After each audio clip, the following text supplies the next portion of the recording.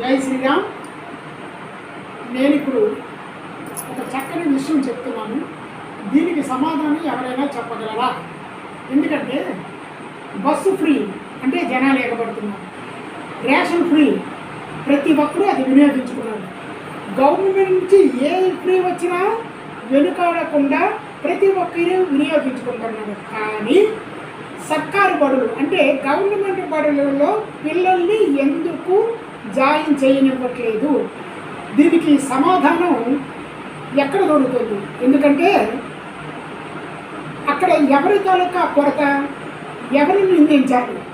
ఇది ప్రభుత్వం ప్రతి ఒక్కటి గమనించాలి. ఏది ఇచ్చినా ఫ్రీ తీసుకుంటున్నారు, కానీ సర్కారు బడుల్లో పిల్లల్ని ఎందుకు జాయిన్ చేయించట్లేదు?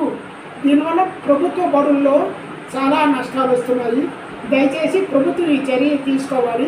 అసలు ఎందుకు జాయిన్ చేసుకోవాలి?